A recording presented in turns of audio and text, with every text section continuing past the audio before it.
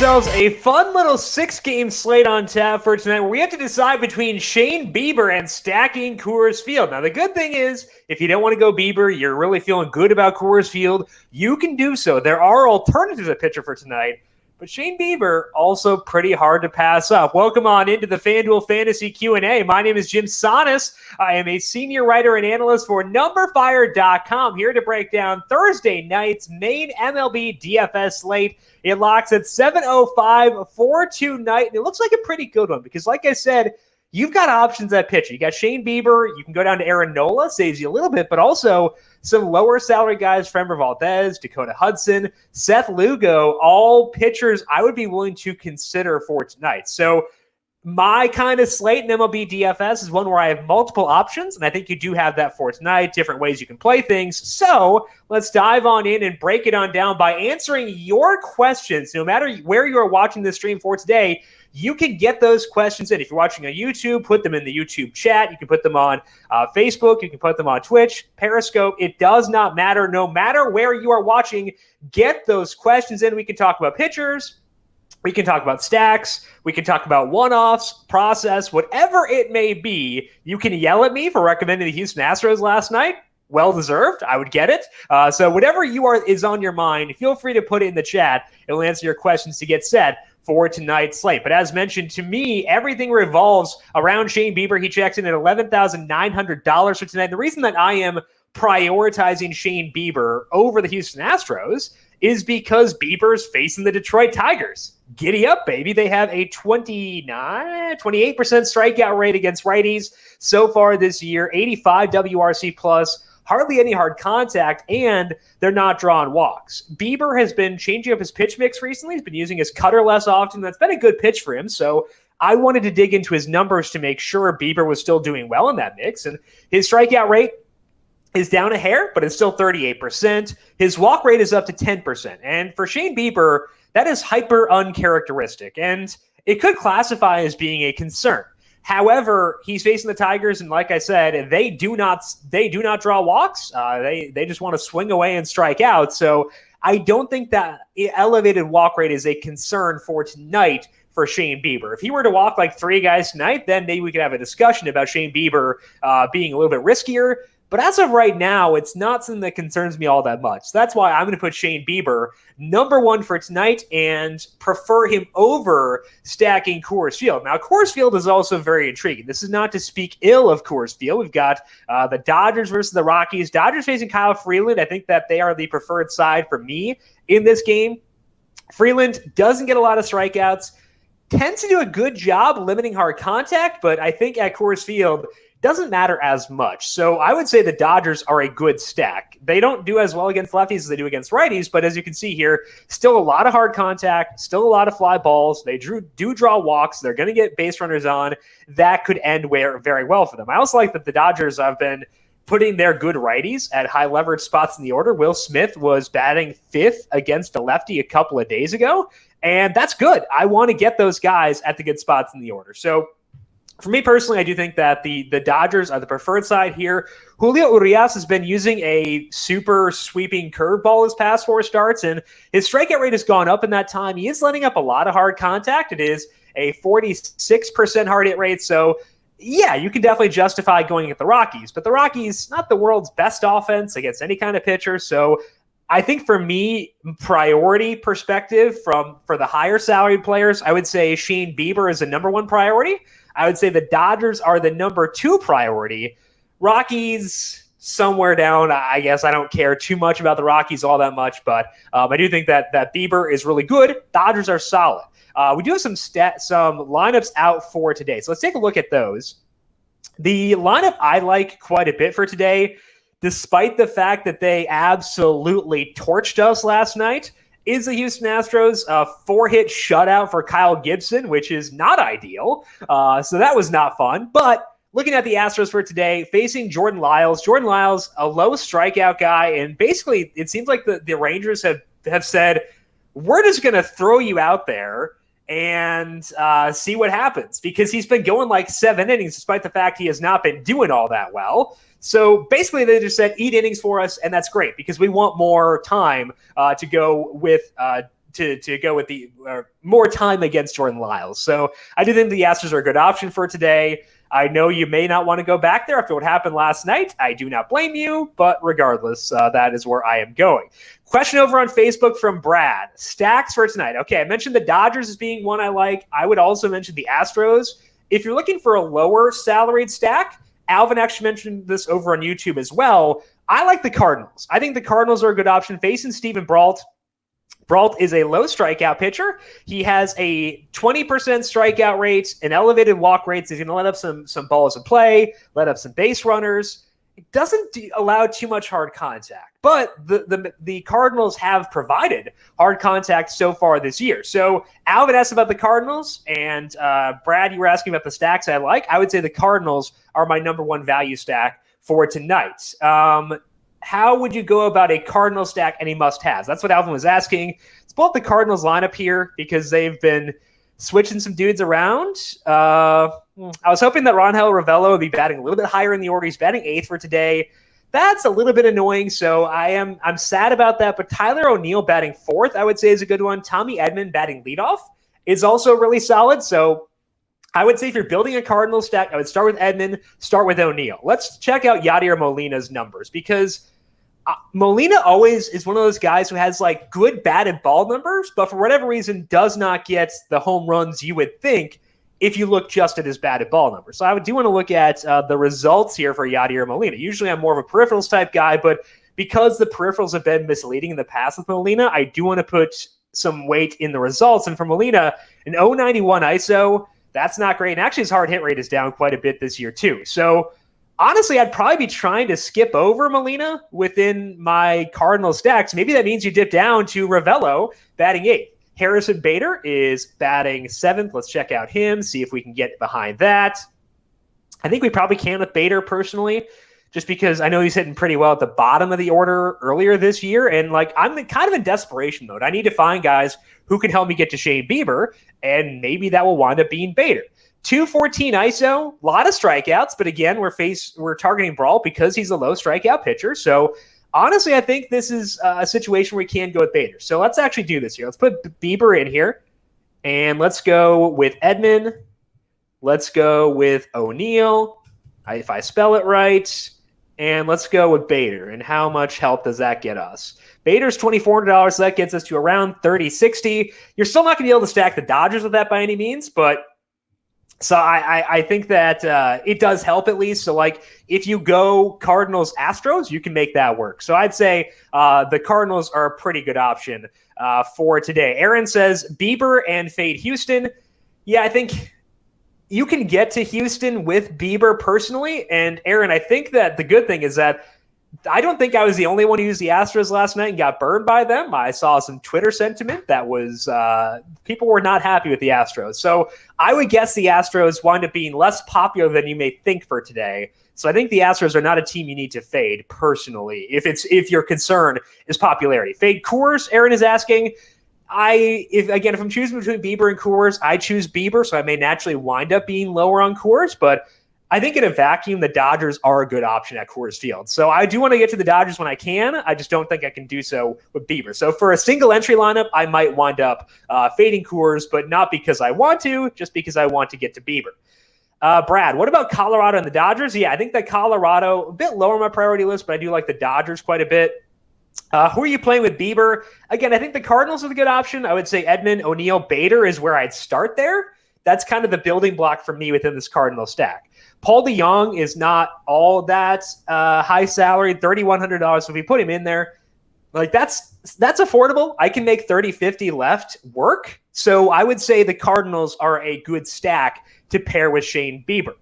Aaron says Kyle Gibson. Yeah, Kyle was bad. He was really good. He was good for him. Really bad for me. Kyle Gibson, 4-hit shutout. I'm a Twins fan, so I can be happy for Kyle Gibson, but that was not good for my bankroll, what Kyle Gibson did last night. Juan says, hi. Hello, Juan. Thank you for tuning in. Tech says, we appreciate you doing this every day. Thanks. Helps a lot. Hopefully it helps. I appreciate that. Thank you very much, Tech. Mateo, is there any weather concerns for the Yankee game? All right, let's go here to the numberFire games and lineups page. 73 degrees, no real rain concerns. Mateo, we get a thumbs up here. We are all good to go with that Yankees game. I think that's, starting pitcher was changed here for that Yankees game. Let's check out Jerry Merriweather here to see what we're doing, or Julian Merriweather, see what we're doing with him. The Yankees facing him.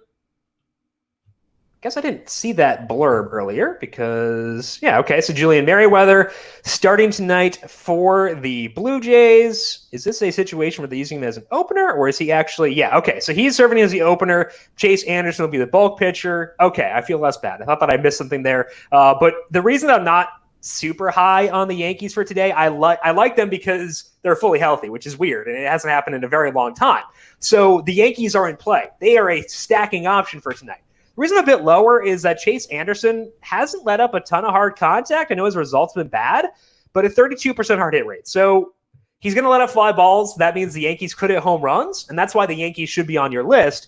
They're just lower on my list because a lot of the contact against Anderson hasn't been all that well struck. So Mateo, no weather concerns, but some slight hard contact concerns. I'd put the Yankees I think 4th or 5th or so on my stacking list for today. Tech says Yadi just got hit with a bat on his wrist, so probably won't be swinging well. That's actually a good flag because wrist and shoulder injuries tend to be ones that do impact hitters quite a bit. So if you see a hitter playing through a wrist injury, I think Paul DeJong had a wrist injury in 2018, maybe it was. He just couldn't hit. In the first half of the year, he could not hit. And if they're playing through it, their power may be sapped. We see Yadi hasn't had a lot of power to begin with this year, and I can't imagine getting hit in the wrist will help that. So wrist injuries, shoulder injuries, two big things that can negatively impact a hitter for sure.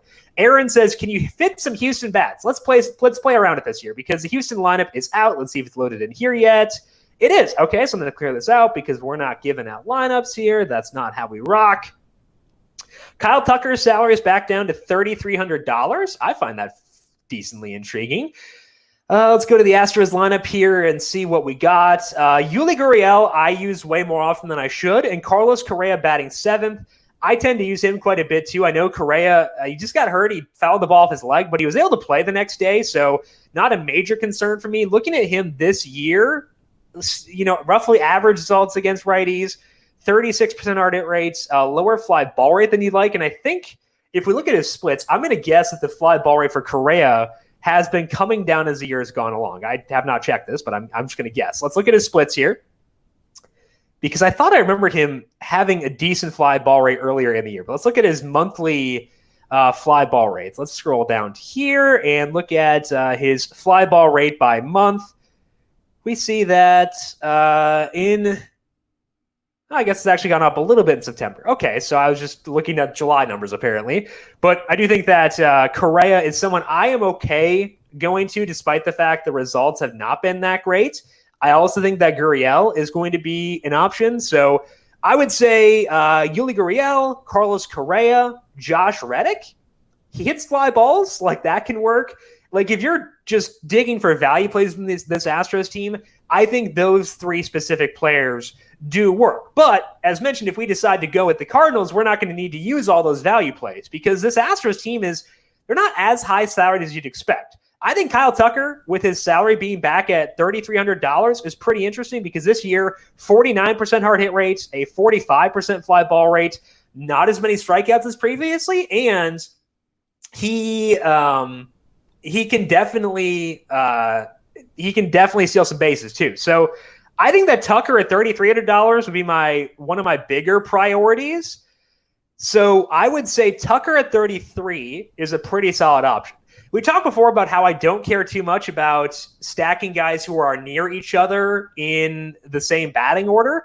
But there is something nice about having guys like Tucker, Correa, Gurriel, all batting near each other. I think that's pretty valuable. So I would say Tucker is pretty solid. Michael Brantley, good results this year. I used him last night. It didn't go well. Obviously, nothing went well for the Astros, but I'm okay going back there once again. He's not as high upside as Tucker, so if I'm choosing between one of the two, I would go with Kyle Tucker over Michael Brantley. Michael Brantley is an option as well. Jose Altuve just came off the injured list, and you can always be a little bit concerned about guys as they come off the injured list. So far in his first 2 games back, he's drawn a couple of walks, which to me says he's probably seeing the ball pretty well. I do want to dig a little bit more in here, though, see if he's striking out, because it's been a weird year for Altuve, and I don't want to just assume that he's coming back and being at full health. So let's dig into the game log here for Jose Altuve. Take a look at the 2 games he has played. Obviously, again, didn't do anything last night from a results perspective. We can look at his batted ball numbers, his plate discipline numbers, and kind of see what's been going on for him within the sample. Okay, so he's hit exclusively ground balls in his first couple of games back. No hard contact as of yet. That's great. Strikeouts, yeah, he's striking out too. So he actually checks every box as far as being concerning coming off of the injured list. So Altuve, I would say below Tucker for me.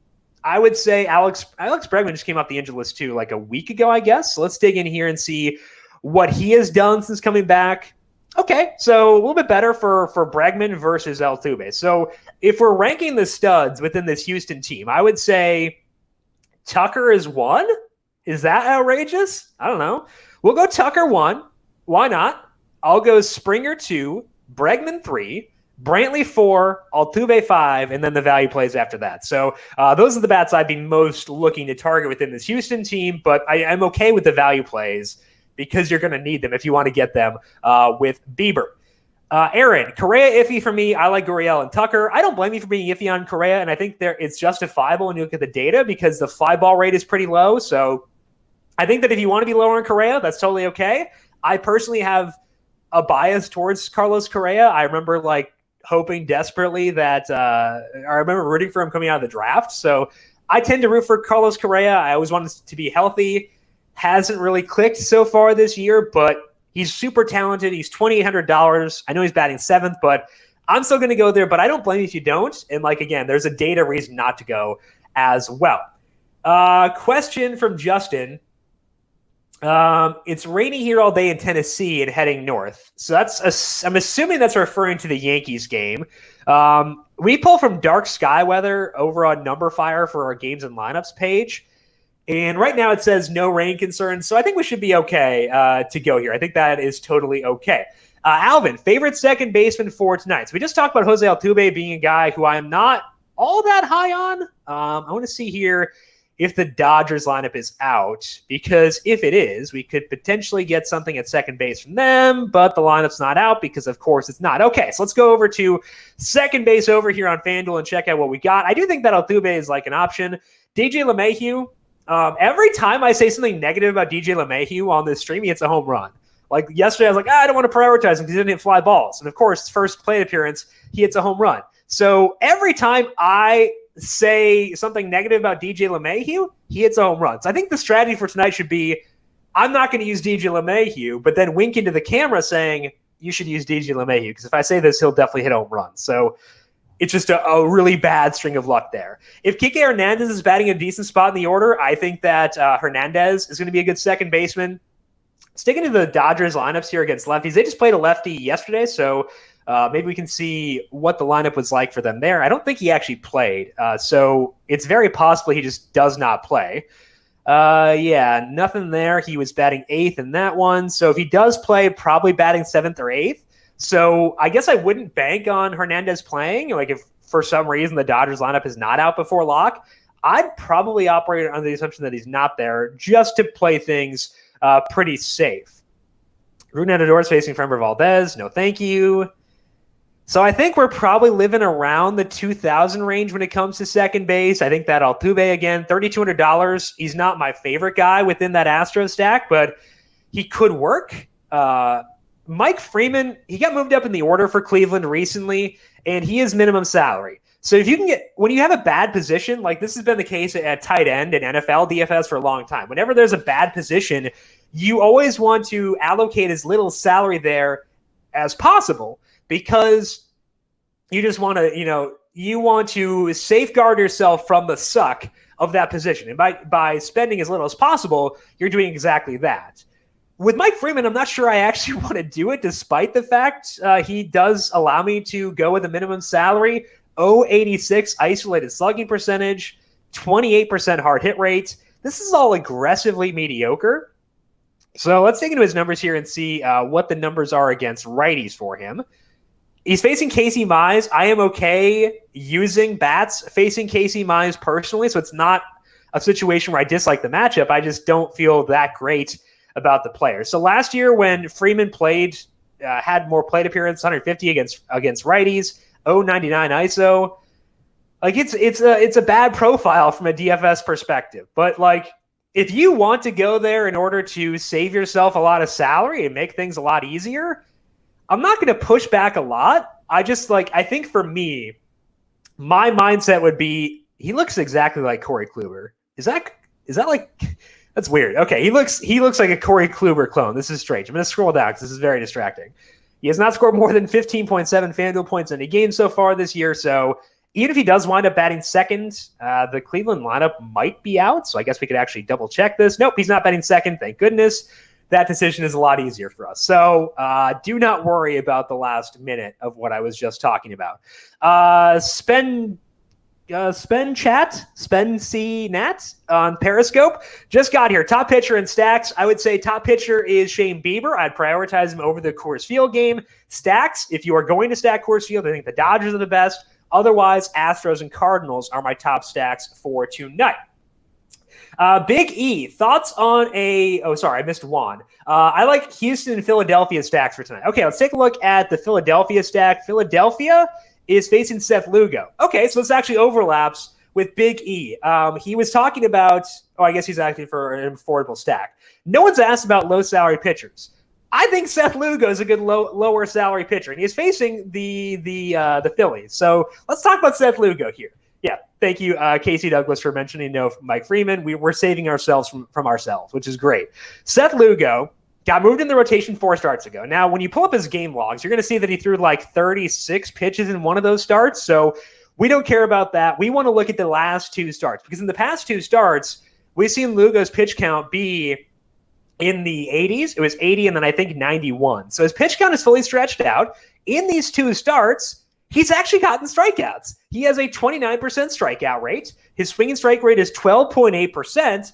That's actually not too bad. So Seth Lugo, kind of not that bad from a pitching perspective. If you want to go nuts at Coors Field, I kind of think that Seth Lugo is a route for doing so. He's $7,200. If you use him as your pitcher, you can kind of do whatever you want. And you can get to guys like Mookie Betts or whatever you want to do. So I understand asking about Philadelphia because Lugo is like, I know that he's not the most exciting guy. And like, yeah, it's possible as the sample expands on Seth Lugo, maybe he will start to slip from what he has done in transitioning from the bullpen to the rotation. I am always very skeptical of pitchers making that jump from the bullpen to the starting rotation.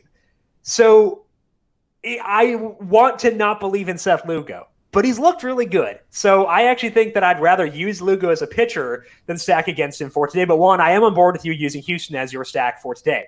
Big E, thoughts on a more affordable lower order stack from the Dodgers? Taylor Hernandez, Will Smith as examples? Yes. If you can afford them, like if you can make that happen, let's boogie. I think that everyone at Coors Field is great.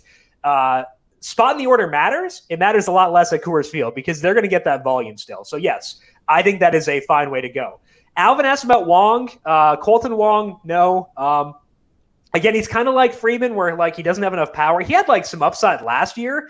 Batting 9th, though, it's a lefty on lefty matchup, so Wong doesn't really do it for me. I'd rather find the salary. Cesar Hernandez is $2,800.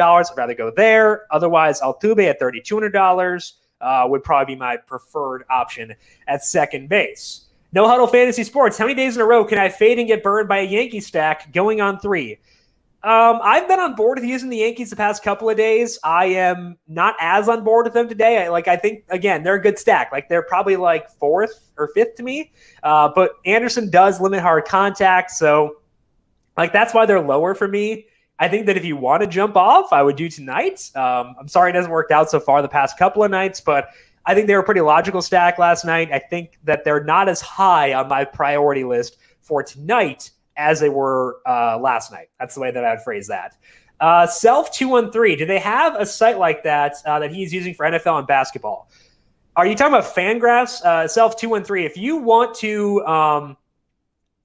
want to clarify what you mean as far as which site, the site that you're probably talking about, I'm guessing, is Fangraphs.com. If you're looking for a comparable site for NFL stuff, I think that like the Pro Football Focus has tremendous data. Like they have snap rates by position, like where they're lined up. Like you can see that Ian Thomas is lined up in the slot or out wide for like 21 of his 27 routes last week. Like that's tremendous data. You have to pay for it, but it's very worth it if you're playing a lot of NFL DFS.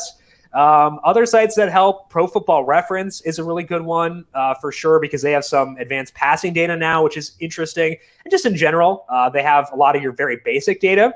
The numberFire website actually does have some stuff for NFL DFS. One that I use fairly often just to make things easier on myself is I'll go to the snap counts page just because it shows me everything in one place, which makes things easier. Once we get deeper in the season, like you can see running back snap rates in wins versus losses, which is key for running backs like Adrian Peterson, just as an example, who are heavily game script dependent. And you can kind of see, okay, this is what I should expect in a win from a snap rate perspective and stuff like that.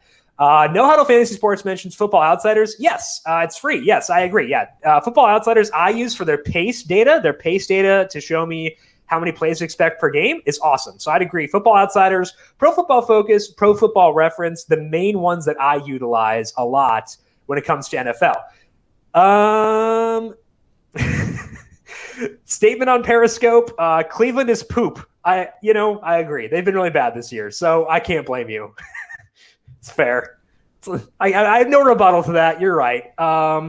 Yes. Chip also said that Buxton has hit 2 home runs today. I was pantsless earlier because Byron Buxton hitting home runs is the only thing that gets me up in the morning. So yes, I am very aware. I have 2 different bets. I have one on Nelson Cruz to win the home run title and one on the White Sox to win the AL Central. If Byron Buxton spoils both those bets, I might have to no longer be a Byron Buxton fan, but I'll still be happy. So I agree Cleveland is poop. I agree that Buxton is awesome. That's a great way to end for today. That is all the time we have for today here on the FanDuel Fantasy Q&A. As always, thank you all for tuning in and asking really good and really fun questions. It does make my job very easy, so I appreciate that. Tomorrow, we have our snake draft live on air with myself, JJ Zachariason, and Brandon Gadula, 3:30 p.m. Eastern. On the FanDuel YouTube, Twitch, and Facebook pages, we'll be going through a snake draft, getting you set for week number 2. We will have time for questions after that as well. So make sure you are subscribed in your preferred platform, whether it be YouTube, Twitch, Facebook, whatever it may be. Our Week 2 NFL DFS preview podcast already posted. Our solo shot tomorrow will be posted as well. UFC DFS podcast with Austin Swaim. So a lot of good stuff popping, whether it be on the numberFire Daily Fantasy podcast feed or on the FanDuel YouTube, Twitch, and Facebook pages. Also, we have a listener league with no rake free is available for FanDuel Podcast Network listeners. So check out the numberFire Daily Fantasy Heat Check podcast for today, which has information on how to enter for that rake-free listener league. Big thank you to Calvin Theobald, our video producer, for the video side of things here today. Thank you, Cal, as always. And thank you to everyone for tuning in. Good luck for tonight. Hopefully, the Astros don't get shut out once again, because if so, I may not be back here tomorrow. I'll just be sobbing in the corner, but hopefully things go better for tonight. Good luck. We'll talk to you again tomorrow. This has been the FanDuel Fantasy Q&A.